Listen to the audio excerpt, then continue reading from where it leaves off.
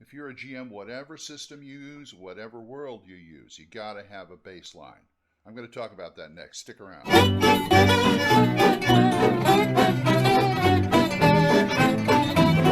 folks, old Man Grognard back, and I've been talking a lot about NPCs and things like that, and let's see how it relates to prep and things like that.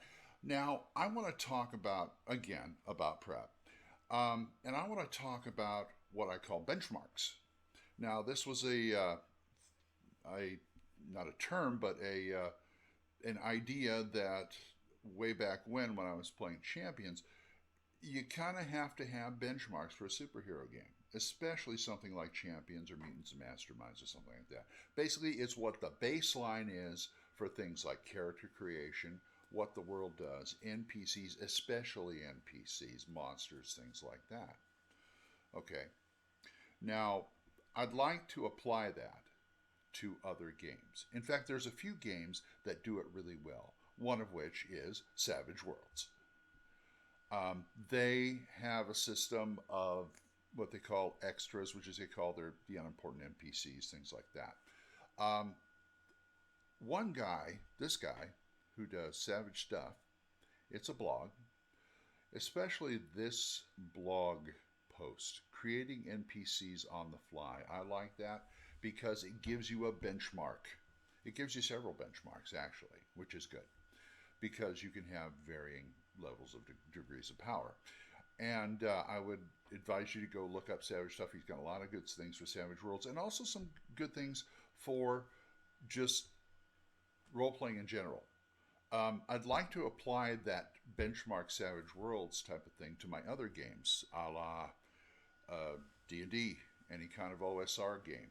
Now, different systems, you need different things.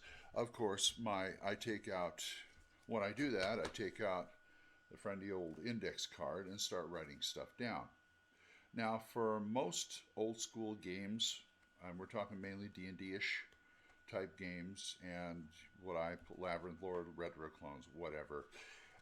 You can come up with a benchmark pretty easy because those games you can almost eyeball it. Now, minus 10 for instance, for stats. Minus 10 because that to me is the average. That's the average. You measure that against anything else. And I include that in character creation for the PCs and NPC creation. As you know, I don't like to write out all the stats for the NPCs. So if I could come up with something, now the guy who did the Savage Stuff blog, he came up with certain levels of PCs. And since that's a game that uses dice as dice, like, you know, you have a D6 of strength or a D8 of strength or a D4 of dex or something like that, they would take it like, okay, the bottom rung ordinary Joe, peasant, whatever, would have a D4 in everything. And then the skills, they would have a D4 in all the skills. Then they go up from there. Okay, a soldier, he would have, a regular foot soldier would have a D6 in everything and a D6 in all the skills. So, and, you know, go up more elite soldiers, here's where it differs.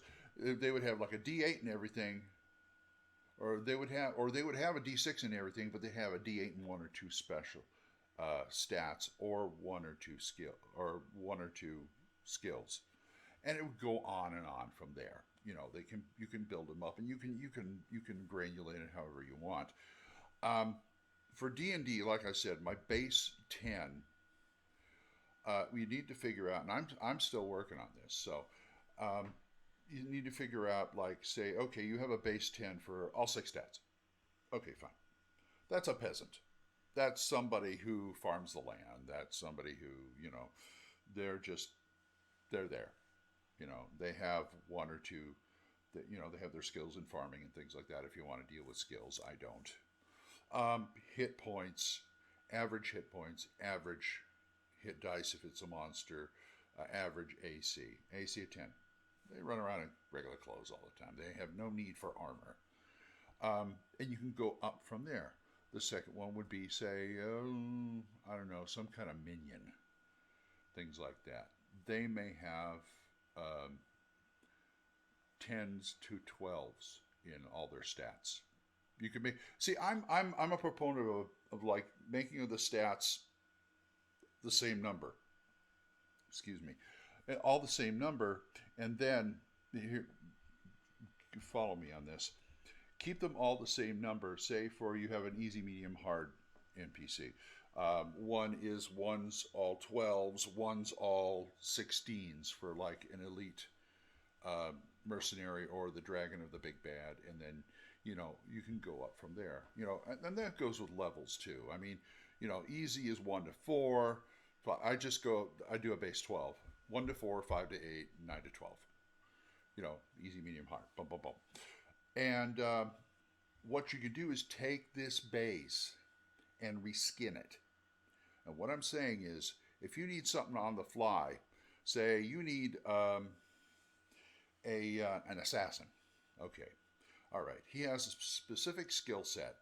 I'm not even going to get into things like thieves skills and stuff like that, because you can simplify that too. You can make that all one. So you have an assassin, so he has a specific skill set. He has the backstab thing, all that kind of stuff. I'm not going to fool with skills or proficiencies or things like that. So what you have is a character with, say, 16s in everything, and maybe an 18 in dex. Now that sounds kind of high, but then again, this is a high-level assassin we're dealing with, okay? You got to know what level you're going to be throwing these at. So you say, oh, wait a minute, it's an elf assassin.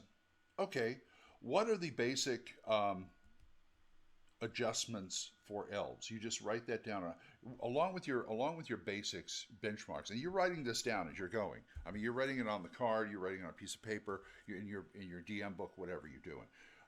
Oh, it's an elf. Okay, according to the game system, elves get a plus in this stat and a minus in that stat. So you just write all those out for elves, da da da, for dwarves, da da da, for half orcs, da da da, like that. And so you just do the adjustment on the fly. That's it. If you want to drag skills into it, I would keep it simple.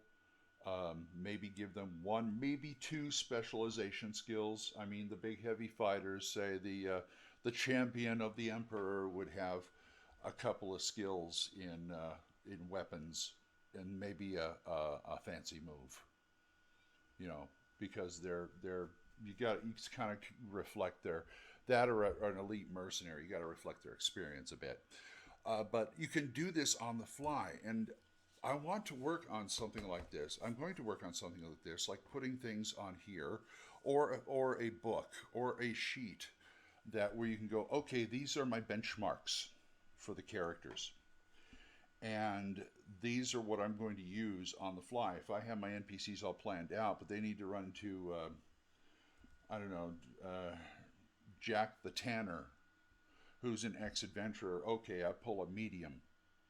I'll put a medium on there to show that he used to be an adventurer or a mercenary or soldier or something like that. And he has those skills if you need them. That's the whole thing. If you need them, 9 times out of 10 you ain't going to need them, but you got something to pull from. My NPC roster for Savage Worlds is on, as you know, a 3x5 index card book that I put like common monsters, like D&D type monsters there with stats, but I've also done the average thug, the average Nazi, the average thuggy, the average, these guys. So if I need, say, I'm playing a pulp thing and I need a Nazi lieutenant, well, we'll just go with the Nazi captain. Or see, you need a captain, Nazi captain. All right, we'll get that. Boom, there he is. If you need it.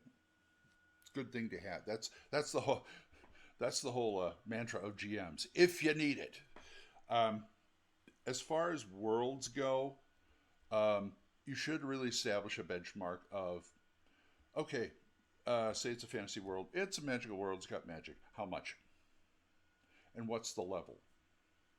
There's there's high fantasy, there's low fantasy. There's high magic, there's no low magic. There's medium magic, there's no magic.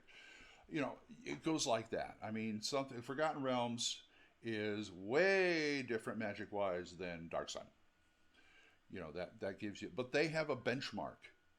Believe it or not, Forgotten Realms has a benchmark. They have a benchmark for stuff like Magic. Um, as far as character creation, you should have a benchmark for that for the PCs. Monsters. Now, I'm a firm believer of great art is starts with a taking away. What that means is you have everything to work with. Because GMing is something of an art, but you have everything to work with in the whole world. So you got to start narrowing it down. What do you want and what don't you want? You got to start focusing in, because if you got everything, you got nothing.